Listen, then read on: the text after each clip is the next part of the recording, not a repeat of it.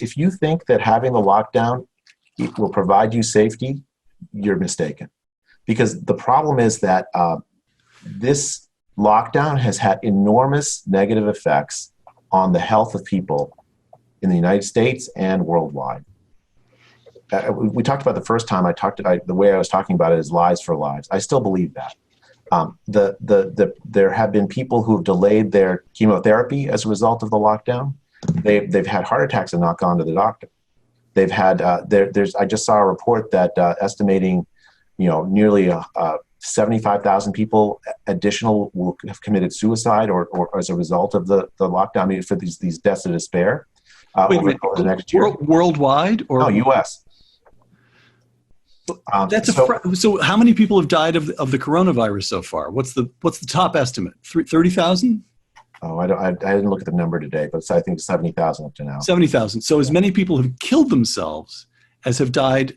Well, I mean, I think that's a forecast. So that's not. I see. All right. But I mean, but you get the point. I mean, that happened during the Great Recession. There was these deaths of despair. That's going to come back in spades when we have a GDP collapse of the sort that we're seeing, an unemployment rate that we haven't seen since the Great Depression. And that's just the United States. Worldwide, there is already evidence of resurgence of diseases that we thought we had a handle on. 1.4 million cases of tuberculosis not treated in India. Starvation of children. With that 1.4 million cases of tuberculosis in India. Yeah. That as a result of COVID, as a result of the lockdowns. A lockdown. I mean, it's basically people sparing the hospital systems to try to be able to treat COVID patients. I mean, and shutdown orders that make it difficult for people to travel to the clinics to get the. I mean, for tuberculosis, you need basically regular antibiotic treatment for very, very long time. So in a place such as India, you impose a lockdown, and you're pushing the entire population into a time machine. Their healthcare regresses a century.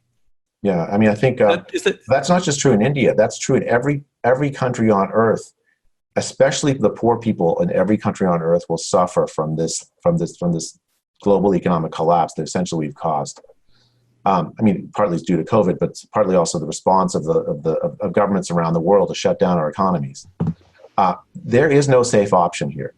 You either face the problems that have to do with lifting the lockdown and COVID, or you face the problems having to do with the economic collapse that we've caused as a result of trying to deal with COVID.